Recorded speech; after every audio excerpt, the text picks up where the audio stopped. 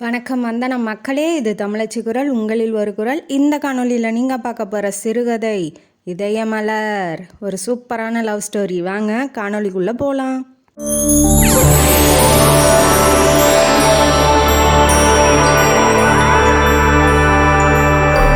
இந்த கதையோட ஆரம்பத்தில் ஹீரோயினியான நந்தனாவை காமிக்கிறாங்க. நந்தனாவுக்கு ஒரே ஒரு அப்பா, அவங்க அம்மா இல்லை, இறந்து போயிட்டாங்க.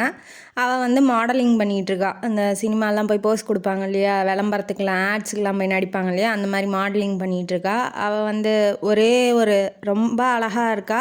ஒரே ஒரு போஸ் கொடுத்தாலும் அதுக்கு நிறையா காசு கொட்டுது. இவள் சாரீ சுடிதார் தான் போட்டுட்ருப்பா. அந்த மாதிரி மாடர்ன் ட்ரெஸ்லாம் போட மாட்டா. ரொம்ப அழகாக இருக்கிறதுனால ஒருத்தர் ஆஃபர் பண்ணி, அதாவது காலேஜில் பர்ஃபாமன்ஸ் பண்ணியிருப்பா ஒரு ட்ராமாவுக்கு. அதை பார்த்துட்டு ஒருத்தர் ஆஃபர் பண்ணி இந்த மாதிரி ஆடுக்கு வந்திருக்கா. அப்படியே கொஞ்சம் கொஞ்சமாக அப்படியே அந்த தொழிலையே ஈடுபட்டு இப்போ கொஞ்சம் பெரிய மாடலாக இருக்கா. இப்போ இவன் என்ன பண்ணுறா, ஒரு கம்பெனி, ஒரு பிரபலமான கம்பெனி, அந்த கம்பெனிலேருந்து மாடலிங் பண்ண வரீங்களா அப்படின்னு சொல்லி ஒரு லெட்ரு வந்திருக்கு. அந்த லெட்டரை எடுத்துக்கிட்டு அந்த கம்பெனிக்கு போகிறா. போனோடனே தன்னோட சர்டிஃபிகேட்டு அதெல்லாம் கொடுக்குறா. அந்த பெரிய காம்படிஷன் மாதிரி நடத்துகிறாங்க. அந்த மாடலிங்கில் போய் கலந்துக்கிட்டா பேரும் புகழும் கிடைக்கும், கூடவே பணமும் கிடைக்கும். எல்லாமே அவங்களே ஏற்றுக்கிறாங்க, கம்பெனியே ஏற்றுக்கிறாங்க. சாப்பாடு, தங்குற செலவு, அங்கே போகிற அந்த காம்படிஷனுக்கு தேவையான ட்ரைனர்ஸ்லாம் வைக்கிறது எல்லாமே அந்த கம்பெனியை பார்த்துக்கிறதுனால இவளுக்கு எந்த விதமான செலவும் இல்லாதனால சரி போய் நம்மளும் கலந்துக்கலாம் காம்படிஷன்லான்னு சொல்லிட்டு அந்த கம்பெனியில் போய் சர்டிஃபிகேட்டு அந்த ஃபார்ம்லாம் ஃபில் பண்ணி கொடுத்தோன்னே அந்த கம்பெனியில் இருக்க பிஏ மாதிரி இருக்காங்க, ஓனருக்கு பிஏ. அவங்க பேர் டெய்ஸி. அவங்க என்ன பண்ணுறாங்க, நீங்கள் போய் ஓனரை பார்த்துட்டு வந்துடுங்க அப்படின்னு சொல்கிறாங்க. சொன்னோன்னே உள்ளே போகிறா. போனோடனே சரவணன், நம்ம ஹீரோ உட்காந்துருக்காப்புல, ஹீரோ பேர் சரவணன். அவர் என்ன பண்ணுறா, சார் நான் இப்படி மாடலிங், அவன் திரும்பி உட்காந்துருக்கான், மாடலிங்க்காக நான் அப்ளிகேஷன் போட்டிருக்கேன், நீங்கள் என்ன செலக்ட் பண்ணுவீங்களா, ஓகேவா அப்படின்னு சொல்லி கேட்குறா. கேட்டோன்னே இவன் திரும்பினோடனே இவளுக்கு அதிர்ச்சி ஆயிடுறா. இப்போ இவங்க 2 பேரும் ஏற்கனவே பார்த்தவங்க மாதிரியும் அவனை பார்த்தோன்னே கோவமாக ஆயிடுறா. என்ன நடந்துச்சு ஏது நடந்துச்சுன்னு தெரில. சரி ஓகே நான் பார்க்குறேன் அப்படின்னு ஹீரோ சொல்கிறான். இவளுக்கு அவனை பார்த்தோன்னே இந்த கம்பெனியில் இனிமேட்டு நம்ம ஒர்க் பண்ணக்கூடாது, நம்ம போகவும் கூடாது, நமக்கு இந்த காம்படிஷனும் வேணாம், ஒன்றும் வேணான்னு சொல்லி வீட்டுக்கு போய் யோசிக்கிறா. மறுநாள் அந்த சரவணனோட பிஏ இருக்காங்க இல்லையா, டெய்ஸி, அவங்கள்ட்ட போய் நான் கலந்துக்கல அப்படின்னு சொல்கிறா. சொன்னவன் அவன் என்ன கேட்குறா, ரீசன் சொல்லுங்கள் ஏன் கலந்துக்கல அப்படின்னு. சொல்ல உடனே நான் ரீசன் சொல்லணுன்னு எனக்கு அவசியம் இல்லை, எனக்கு விருப்பம் இல்லை, நான் கலந்துக்கல, என்கிட்ட சொன்னால் பத்தாது, நீங்கள் போய் ஓனர்கிட்ட பேசிக்கோங்கன்னு அவள் ஓனர்கிட்ட தள்ளி விட்றா. யார் மூஞ்சில் முழிக்க வேணான்னு நினைக்கிறோமோ அவன்கிட்டயே திரும்ப போக வேண்டியதாக இருக்கேன்னா அவளும் கோவத்தோடு போகிறா. என்ன நடந்துச்சு ஏது நடந்துச்சுன்னெலாம் தெரில. இப்போ சரவணன் உட்காந்துட்ருக்கான், நந்தனா உள்ளே போகிறா. போனோடனே நான் இந்த காம்படிஷனில் கலந்துக்கல, எனக்கு வேண்டாம் அப்படின்னு சொல்கிறா. சொன்னோன்னே அதெல்லாம் முடியாது, நான் இந்த ஊர்லேயே நீ கொஞ்சம் பிரபலமான ஃபேமஸான மாடலுங்கிறதுனால உன்னை சஜஸ்ட் பண்ணியிருக்கேன், ஆனால் நீ இப்போ வேணான்னா எனக்கு லாஸ் ஆயிரும், அப்படிலாம் உன்னை விட முடியாது, ரீசன் சொல்லு. அவனும் அதே தான் கேட்குறான், ரீசன் சொல்லு ஏன் எதனாலன்னு அப்படின்னு கேட்கும்போது அவன் என்ன சொல்கிறா, நான் உங்களுக்கு ரீசன் சொல்லணுன்னு அவசியம் இல்லை, எனக்கு விருப்பம் இல்லைன்னா விருப்பம் இல்லை அப்படிங்கிறா. அப்படிலாம் ஒன்றை விட முடியாது, நீ பண்ணி தான் ஆகணும் இந்த மாடலிங் காம்படிஷனில், இல்லைன்னா உன் சர்டிஃபிகேட்லாம் தரமாட்டேன், உன் வாழ்க்கையை நிர்மூலமாக்கிடுவேன் அப்படின்னு சொல்கிறான். அவன் நீலாம் திருந்தவே மாட்ட, நீலாம் என்ன மனுஷன்னு எனக்கு தெரியல அப்படின்னு சொல்லி மனசில் நினச்சிக்கிட்டு ஒன்றும் பேசலை. அப்புறம் என்ன பண்ணி தொலைகிறது, சர்டிஃபிகேட்லாம் கொடுத்து வச்சிட்டா இல்லையா, அதனால் அமைதியாக நின்றுட்டு கிளம்பலான்னு போகிறா. போகும்போது நந்து நில்லு, இப்போ நந்தனாலேருந்து நந்துக்கு வந்துட்டான். இப்போ ஏற்கனவே இவங்க 2 பேருக்கு தெரிஞ்சிருக்குங்கிறது இவன் கூப்பிட்றதுலேருந்து தெரியுது. நந்துன்னொன்னே அங்கே அவளுக்கு பற்றிக்கிட்டு எரியுது, இவன் யாரா அவன் இப்போ தான் மிரட்டிட்டு ஒரு நந்துன்னு வேற செல்லமாக வேற கூப்பிட்றான், உங்களுங்கெல்லாம் எவ்வளோ கொழுப்பு இருக்கும் அப்படின்னு சொல்லி மனசில் நினச்சிக்கிறா. நந்து நீ நாளைக்கு ஸ்டேஷனில் வந்துடு, டிக்கெட்லாம் உனக்கு புக் பண்ணிட்டேன், டெய்ஸிக்கிட்ட சொல்லிட்டேன், நீ ஸ்ட்ரெயிட்டாக ஸ்டேஷனுக்கு வந்துடு அப்படின்னு சொல்லி தோள் மேலே கையை போடுற மாதிரி வரான். அவன் சரி ஓகே சார், ஓகே சார் அப்படின்னு சொல்கிறா.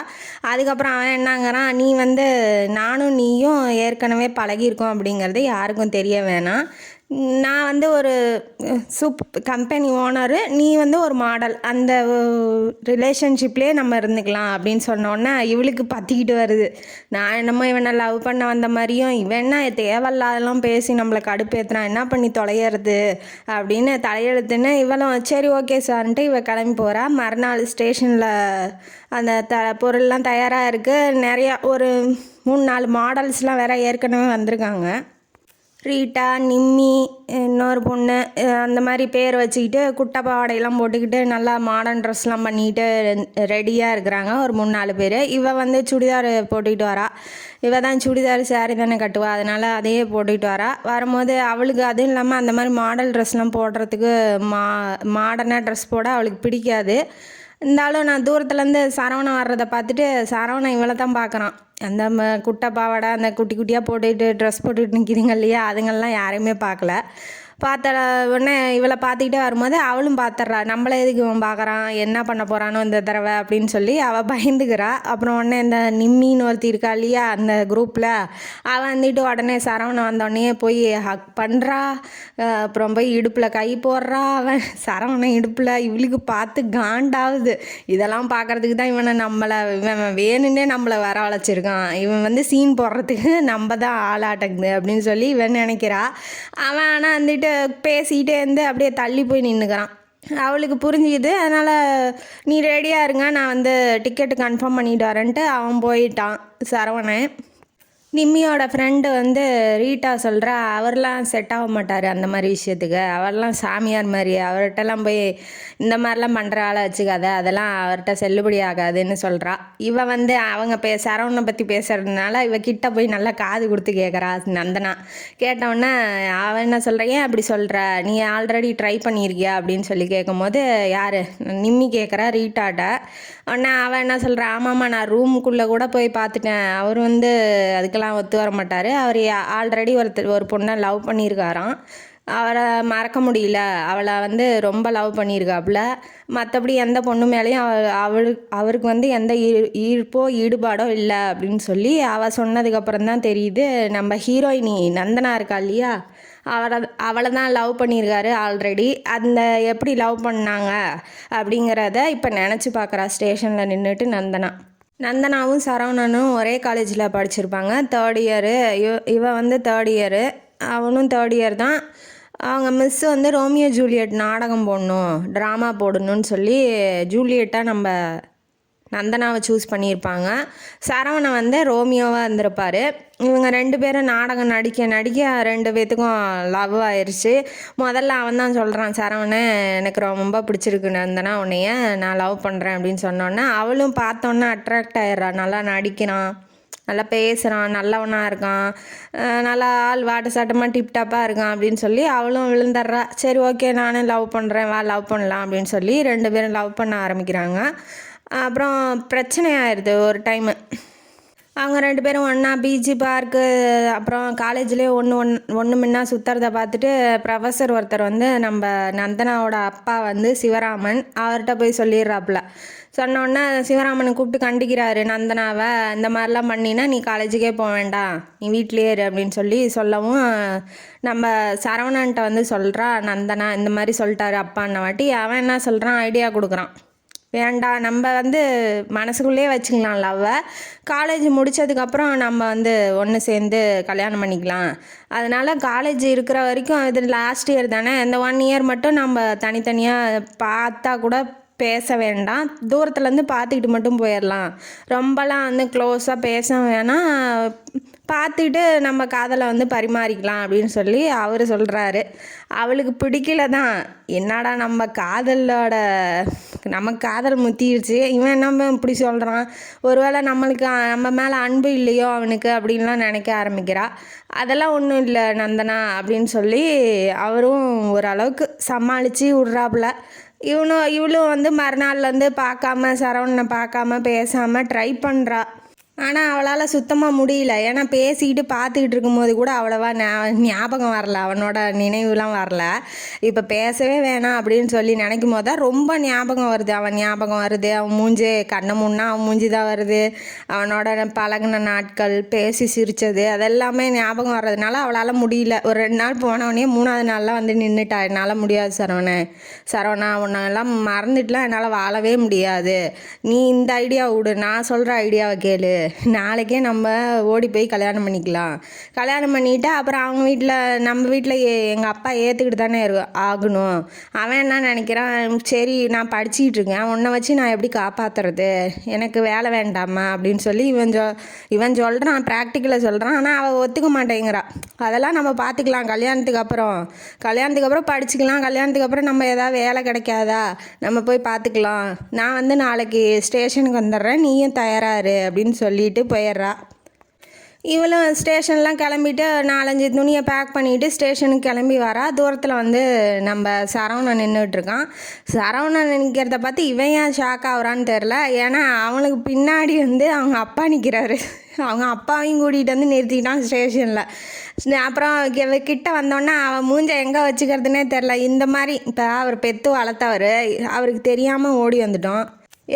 அவர் முன்னாடி எப்படி மூஞ்சை தூக்கி அவர் மூஞ்சை பார்க்கறது அப்படிங்கிறதுனால இவளுக்கு ரொம்ப அவமானமாக ஆயிடுது. அதுவும் இல்லாமல் அவன் சொல்கிறான், அவங்க அப்பாட்ட சொல்கிறான், இங்கே பாருங்கள் உங்கள் பொண்ணு, எங்கள் காதல் எவ்வளோ புனிதமானது பாருங்கள். யாருக்கிட்ட அவங்க அப்பா வந்து நிற்கிறாரு, அவர் முன்னாடி சொல்லிகிட்டு இருக்கான், எங்கள் காதல் ரொம்ப ஸ்ட்ராங்கானது, நீங்கள் வளர்த்துனதை விட எங்கள் காதல் பெருசு, அதனால தான் பாருங்கள் உங்களை விட்டுட்டு ரெடியாக பெட்டி படிக்கையோடு வந்திருக்கா அப்படின்னு இவன் சொல்கிறத கேட்டுட்டு அவளுக்கு காண்டாவது. என்ன பைத்தியமாடா நீ, பைத்தியம் முடிச்சவனே, ஏன்டா எங்கள் அப்பா கூட்டிகிட்டு வந்து நிறுத்திட்டு இந்த டைலாகெல்லாம் விட்டுக்கிட்டு இருக்கு அப்படின்னு சொல்லி அவன் மனசில் நினைக்கிறா.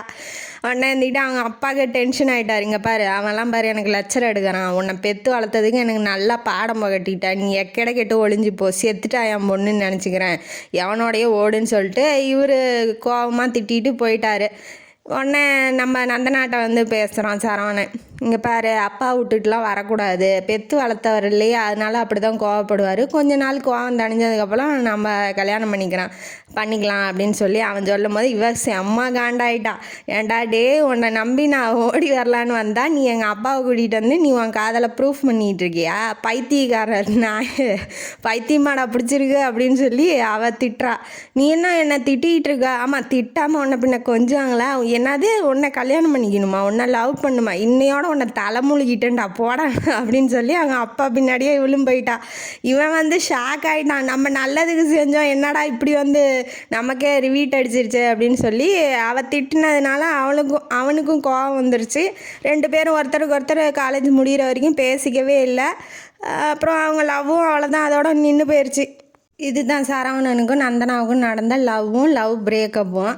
இப்போ ஊரெல்லாம் வந்து எப்படியே நினச்சி பார்த்துட்டே ட்ரெயின் ஏறி வந்து ஊருக்கும் வந்துட்டா. ஒரு ரூமில் பெங்களூரில் இருக்காங்க அந்த காம்படிஷனுக்காக. அதுக்கான மாஸ்டர்ஸ்லாம் எப்படி கேட் வாக் பண்ணோம், எப்படி டான்ஸ் பண்ணோம் அப்படின்னு சொல்லி கொடுப்பாங்க இல்லையா, அந்த மாதிரி மாஸ்டர்ஸ்லாம் அப்பாயின்மெண்ட் பண்ணியிருக்காங்க.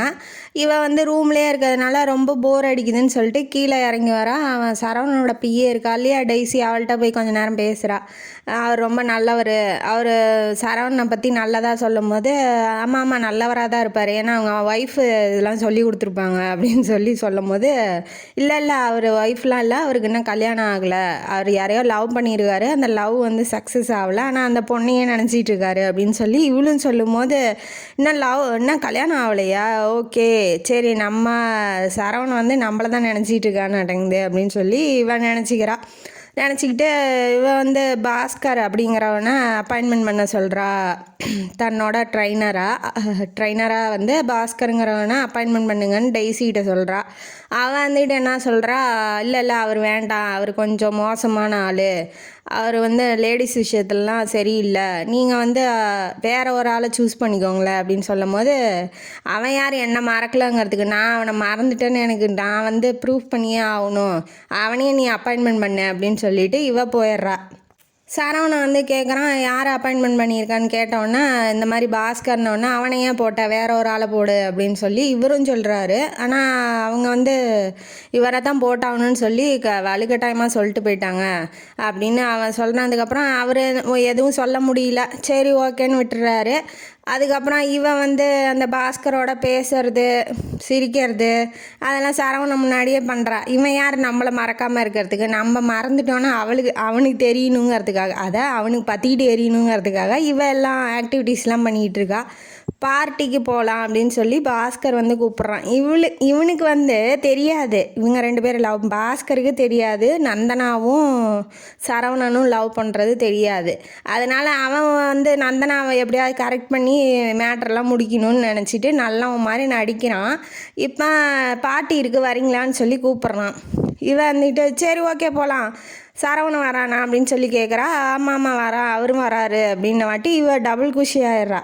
சரி அவனை வெறுப்பேற்றியே ஆகணும் போகலாம் அப்படின்னு சொல்லிட்டு நல்லா ட்ரெஸ்லாம் பண்ணிவிட்டு சூப்பராக அழகாக வரா. அவன் ப்ரௌன் கோட் போட்டுக்கிட்டு சரவணன் சும்மா டிப்டாப்பாக செம்மையாக இருக்கான். அவனை பார்த்தும் பார்க்காத மாதிரி, அவன் பார்த்தாலும் பார்க்கலனாலும் அவன் மேலே தான் நமக்கு கண்ணு போகுது அப்படின்னு சொல்லி அவன் நினச்சிக்கிட்டே அப்படியே அந்த பார்ட்டியில் சுற்றிக்கிட்டு இருக்கா.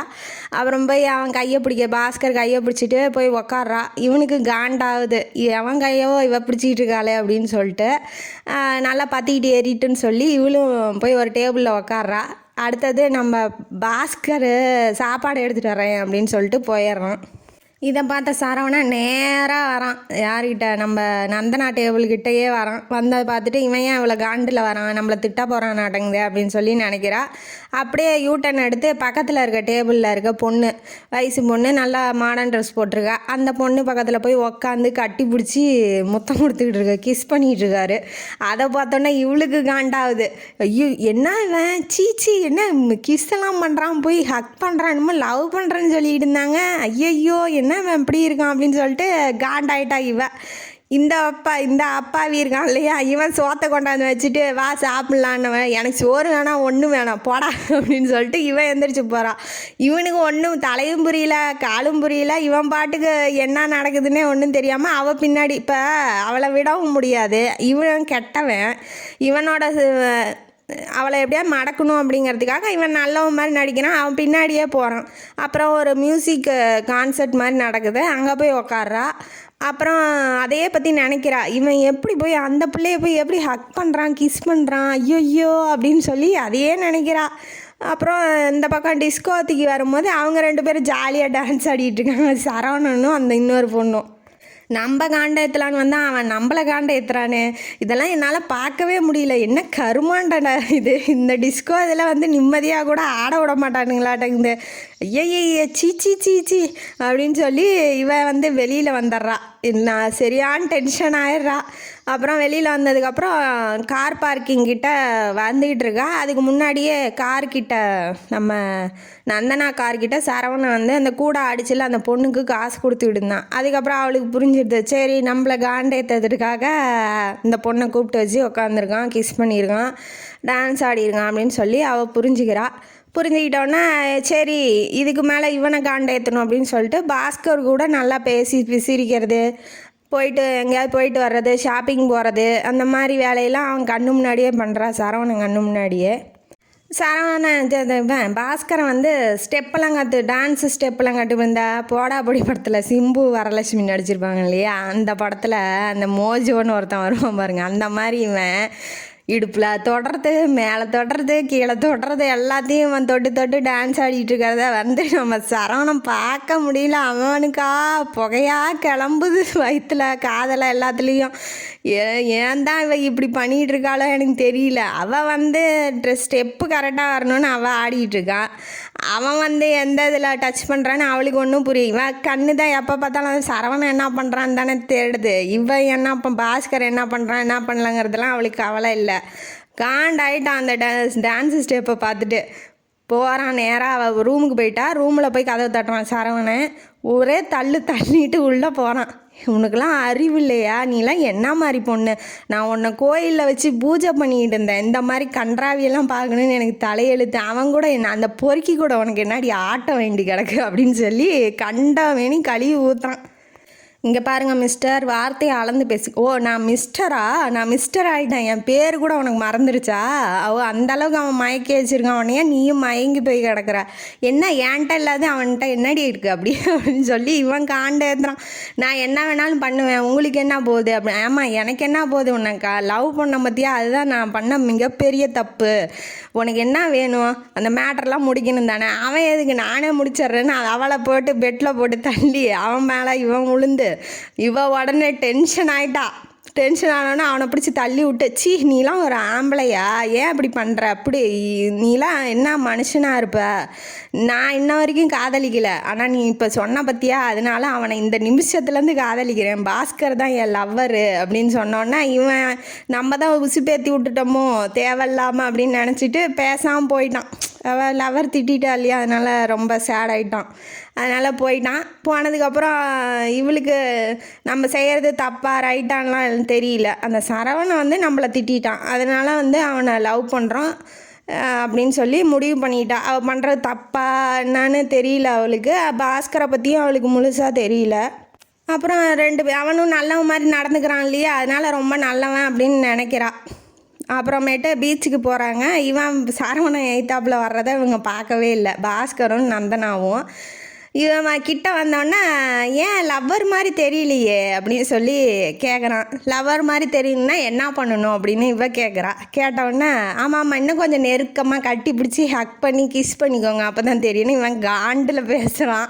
உடனே அதை கூட நான் செய்வேன், என் லவ்வருக்காக நான் அதை செய்ய மாட்டேனா, நீ என்ன வேணாலும் செய்வேன்னு எனக்கு தெரியாதா அப்படின்னு சொல்லி அங்கே ஒரு சண்டையை கிளப்புறாங்க. இப்போ இவன் பாஸ்கருக்கு இப்போ தான் புரியுது என்னன்னா, இவங்க பேசுகிறத வச்சு பார்த்தா இவங்க ஆல்ரெடி லவ் பண்ணியிருப்பாங்களாட்டங்குது அப்படின்னு சொல்லி கொஞ்சம் டவுட் வருது இப்போ தான் அவனுக்கு. உடனே நீ என்ன வேணாலும் பண்ணுவ, உனக்கு தேவை உடம்பு தானே, ஆம்பளை உடம்பு தானேன்னு அப்படின்னு சொல்லி ரொம்ப இதாக பேசிடுறான் சரவணன் கோவத்தில். அதனால் அவள் ரொம்ப ஹர்ட் ஆயிடுறா. ஆனோடனே ரூமில் போய் யோசிக்கிறான், இவன் முன்னாடி நம்ம வந்து இவனுக்கு வெறுப்பேற்றியே ஆகணும், அதனால் இவன் நம்மளை கேவலமாக பேசிட்டான், நம்ம கல்யாணம் பண்ணியே ஆகணும் பாஸ்கரன்னு ஒரு திடுதிப்புன்னு ஒரு குண்டத்துக்கு போட்டால் பாஸ்கரன்ட்ட போய் சரவணனை வெறுப்பேற்றணும், சரவணனுக்கு அவன் சொன்னது தப்புன்னு நிரூபிக்கணுங்கிறதுக்காக இப்போ இவனை கல்யாணம் பண்ணிக்கணும் அப்படின்னு சொல்லி நினைக்கிறா. ஆனால் அவள் பண்ணுறது தப்பா ரைட்டான்னு சொல்லி சொன்னாலும் அவள் புரிஞ்சிக்க மாட்டேங்கிறா. ஏன்னா இவள் இப்போ கோவத்தில் இருக்கா. பாஸ்கர் என்னன்னு நினைக்கிறான், இது என்ன வழியவே வந்து மாட்டுது, சரி ஓகே கல்யாணம் தானே பண்ணிக்குவோம், அவனுக்கு அந்த கல்யாணம் இதெல்லாம் நம்பிக்கை கிடையாது, எத்தனை பேர்த்த வேணாலும் கல்யாணம் பண்ணி, அவனுக்கு தேவை பெண், அதனால் சரி ஓகே ஆனால் நீ பின்வாங்கக்கூடாது அப்படின்னு சொல்லி சொல்கிறான். அந்த ஃபேஷன் ஷோ முடியறதுக்குள்ளேயே நம்ம வந்து இன்விடேஷன் அடித்து கல்யாணம் பண்ணிக்கணும் அவன் முன்னாடி அப்படின்னு சொல்லி நினைக்கிறா. இன்விடேஷனும் அடிச்சுட்டு வந்து பத்திரிக்கையை நம்ம சரவணனுக்கு கொண்டு போய் 2 பேரும் வைக்கிறாங்க. வச்சோடனே அவன் ரொம்ப சிரிக்கிறான். ஓகே இது எனக்கு தெரிஞ்சது தான், இவன் என்ன நினச்சிட்டு போயிருப்பா, காண்டாகி கத்துவான்னு நினச்சிட்டு போயிருப்பா. அங்கே அவன் என்ன பண்ணுறான், அதுக்கு நேரம் ஆப்போசிட்டாக பண்ணுறான். சிரிச்சுக்கிட்டே ஓகே இது என்றைக்கா இருந்தாலும் நடக்க போகிறது தானே, நான் கண்டிப்பாக வரேன், நந்தனா ஆல் த பெஸ்ட், என் மனப்பூர்வமான வாழ்த்துக்கள்மா உனக்கு அப்படின்னு சொல்லவும் அவள் வந்து அப்படியே 1000 வாட்ஸ் பல்பில் போனாலா இப்போ 0 வாட்ஸ் ஆகிட்டா. என்னடா சொல்கிறான் இவனை புரிஞ்சிக்கவே முடியல, பைத்தியம் அவனுக்கு பிடிச்சிருச்சா, நம்மளுக்கு கல்யாணங்கிறோம், இவன் என்ன இப்படி ரியாக்ட் பண்ணுறான் அப்படின்னு சொல்லிட்டு அப்படியே புஷ்ஷுன்னு ஆயிட்டா. வா நந்தனா ஃப்ரெண்ட்ஸுக்கெல்லாம் பத்திரிக்கை வச்சுட்டு வந்துடலாம் அப்படின்னு சொல்லி இந்த பைத்தியம் கூப்பிடுது. அது வந்து அவன் என்னங்கிற ஆல்ரெடி அவன் பண்ண ரியாக்ஷனுக்கு ரொம்ப டல் ஆகிட்டாளா, நான் வரல எனக்கு தலைவலி இது நீயே கொண்டு போய் வையின்ட்டு அவள் ரூமுக்கு போயிட்டா. அதுக்கப்புறம் அவள் வீட்டில் இருக்கும்போதே சொல்லியிருப்பான் சரவணன், இது நீ என்ன நான் அதிர்ச்சி ஆகுன்னு நினச்சியா, நான் உனக்கு ஒரு அதிர்ச்சி சர்ப்ரைஸ் தரேன் நாளைக்கு தெரியும் உனக்கு அப்படின்னு சொல்லியிருப்பான். இப்போ இவளுக்கு என்னன்னா அவன் சொன்னது தான் ஞாபகம் வருது. இப்போ கல்யாணம் பத்திரிக்கை அடிச்சிருக்கோம், கல்யாணம் பண்ணிக்க போகிறோம்லாம் ஞாபகம் இல்லை. என்ன சர்ப்ரைஸ் தரான், என்ன அதிர்ச்சி தர போகிறான் நமக்கு அப்படின்னு சொல்லி அதையே தான் நினைக்கிறா. அப்புறம் மறுநாள் வந்து பத்திரிக்கை அந்த டான்ஸ் குரூப்பில் இருக்காங்க இல்லையா, அவங்களுக்குலாம் பத்திரிக்கை கொண்டு போய் வைக்கும்போது டெய்ஸி பிஏ இருக்கா இல்லையா, அவள்கிட்ட வைக்கிறாங்க. அவள் சொல்லிடுறா, இப்படி வந்து சரவணனுக்கு இன்றைக்கி கல்யாணம், அவர் அத்தை பொண்ணையே கல்யாணம் பண்ணிக்க போகிறாரு அப்படின்ன வாட்டி அவள் அப்படியே சுக்கு நூறாக உடஞ்சிட்டா. என்னம்மா சொல்கிற, ஐயோ இவன் கல்யாணம் பண்ணிக்க போகிறானா, நாம் கல்யாணம் பண்ணி அதிர்ச்சி தரலான்னா அவன் நமக்கு அதிர்ச்சி தரானே, ஐயோ அப்படின்னு சொல்லி ரொம்ப சேடாகி மயக்கம் போடுற ஸ்டேஜுக்கு வந்துட்டா. உடனே இந்த பாஸ்கர் நல்லவன் மாதிரி கொண்டு போய் கூட்டிகிட்டு போய் கூல்ட்ரிங்க்ஸ்லாம் வாங்கி தரான். அதை குடித்தோடனே மயக்கம் போட்டுடுறா. மயக்கம் தெளிஞ்சு பார்த்தா நந்தனாவுக்கு வந்து பெட்டில் இருக்கிறா, ஒரு ரூமில் இருக்கா. என்ன நடந்துச்சுன்னு தெரில. நம்ம குடித்த கூல்ட்ரிங்க்ஸில் ஏதாவது மயக்க மருந்து கலந்துருப்பாங்களா, யார் கலந்துருக்கா, பாஸ்கர் தான் கலந்துருப்பானோ, அப்போ மற்றவங்க சொன்னதெல்லாம் உண்மை தானோன்னு இப்போ தான் ஃபீல் பண்ணுறா. ஆனால் இட்ஸ் டூ லேட், அவள் வந்து சிக்கிட்டா வலையில். இப்போ பாஸ்கரும் அவங்க 2-3 ஃப்ரெண்ட்ஸ் என்ன பண்ணுறானுங்க, உள்ளே நுழையிறானுங்க. நுழைஞ்சோடனே பாஸ்கர் என்ன பண்ணுறான், நீயும் சரவணனும் லவ் பண்ணது நேத்தான் எனக்கு தெரிஞ்சிச்சு, எல்லாமே உங்கள் விஷயம்லாம் எனக்கு தெரியும், நீ அவனை வெறுப்பேற்றுறதுக்கு நான் தான் உனக்கு ஊறுகாயா, உன்னை என்ன பண்ண போகிறேன் பாரு, இந்த மாதிரி உன்னை வந்து தப்பாக நடந்துக்கிட்டு அந்த வீடியோ வந்து நான் வெளிநாட்டில் விற்க போகிறேன், உன்னையும் ஒரு சேட்டுக்கிட்ட விற்க போகிறேன் அப்படின்னு சொல்லிட்டு கிட்ட வரான். கன்னத்தை கட்டி ஒரு அப்புறம் தலைமுடியை பிடிச்சி இழுக்கிறான். அவளால் இப்போ என்ன பண்ண முடியும்னு ஒன்றும் புரியல, ரொம்ப பயப்படுறா. இப்போ நம்ம ஹீரோ வந்துடுறாப்புல, நம்ம சரவணன் உள்ளே நுழையிறாரு. சரவணன் இருக்க பயமே அப்படின்னு சொல்லிட்டு உள்ளே நுழைஞ்சி அடித்து போட்டுடுறாரு. அவனுங்களாம் ஆல்ரெடி போதையில் இருக்கிறதுனால அவர் ஒரு 4 அடி அடிக்கவும் அவனுங்களால் திரும்ப எந்திரிக்க முடியல. போலீஸுக்கு கால் பண்ணி அவங்கள கூட்டிகிட்டு போயிடுறாங்க. போலீஸ்காரங்க வந்து அரெஸ்ட் பண்ணி கூட்டிகிட்டு போயிடுறாங்க. இப்போ வந்து நம்ம நந்தனாட்ட வராரு சரவணன். உனக்கு ஒன்றும் ஆவலையே நந்தனா அப்படின்னு சொல்லிட்டு ஹக் பண்ணிக்கிறாப்புல. அப்படியே அழுகிறா அவளும். ஐயோ என்னை மன்னிச்சிருங்க சரவணன், உங்களை வந்து நான் தப்பாக நினச்சிட்டேன், நீங்கள் எவ்வளவோ சொன்னீங்க, நான் தான் கேட்கல, என்னோட முட்டாள்தனத்தினால தான் இவ்வளோ நடக்குது, என்னை மன்னிச்சிருங்க அப்படின்னு சொல்லி ரொம்ப மன்னிப்பு கேட்குறா. சரி பரவாயில்ல இருக்கட்டும். இப்போ ரொம்ப அன்பாக இருந்தால் பொசசிவ் வரும் இல்லையா, அந்த மாதிரி 2 பேர்த்துக்கும் பொசசிவ் ஆகிட்டோம். வேறு ஒருத்தர் மேலே லவ் போயிருமோ அப்படின்னு சொல்லி ரொம்ப பயப்பட்டோம். அதனால தான் இந்த மாதிரி வந்துருச்சு. நானும் உன்னை திட்டிருக்கக்கூடாது, என்னையும் மன்னிச்சிரு அப்படின்னு சொல்லி 2 லவர்ஸும் ஒன்றா சேர்ந்து ஹக் பண்ணி கிஸ் பண்ணிக்கிறாங்க. அப்புறம் அவங்க அப்பாவையும் நான் கூட்டிகிட்டு வந்துட்டேன் ஸ்டேஷனுக்கு, எல்லா விஷயத்தையும் சொல்லிட்டேன், வா ரிஜிஸ்டர் ஆஃபீஸில் நாளைக்கு நம்ம போய் கல்யாணம் பண்ணிக்கலாம் அப்படின்னு சொல்லி சொல்கிறாங்க சரவணன். அதுக்கு வந்து நம்ம நந்தனா, நீங்கள் எப்படி என்னை நம்புறீங்க, என்னை நம்பி இவ்வளவும் செஞ்சீங்க, உங்களுக்கு கல்யாணம்னு சொன்னாங்க அப்படின்னாட்டி அதெல்லாம் சும்மா கப்ஸா, நான் வந்து டெய்ஸிக்கிட்ட சொன்னேன் அப்படின்னு சொல்லி சொல்கிறாரு. சரி ஓகே, 2 பேரும் ஒன்றா வாழ்க்கையில் இணைஞ்சிட்டாங்க, ரொம்ப சந்தோஷமாக இருங்க, நம்மளும் வாழ்த்துவோம். அதாவது ஒருத்தரை வந்து வெறுப்பேற்றணும் அப்படிங்கிறதுக்காக நம்ம வந்து தேவையில்லாமல் பண்ணக்கூடாது. அன்பு இருந்தால் அதை டேரெக்டாக சொல்லிடுங்க, லவ் பண்ணுறீங்களா அதை டேரெக்டாக பண்ணிடுங்க. ஒருத்தரை வெறுப்பேற்றணும் இந்த மாதிரிலாம் பண்ணி தேவையில்லாமல் வாழ்க்கையை அழிச்சிக்காதீங்க அப்படின்னு இந்த கதையோட கருத்து. இந்த கதையும் காணொலியும் உங்களுக்கு பிடிச்சிருந்தா லைக் பண்ணுங்கள், ஷேர் பண்ணுங்கள், சப்ஸ்கிரைப் பண்ணுங்கள், கமெண்ட் பாக்ஸில் கமெண்ட் பண்ணுங்கள். நன்றி மக்களே.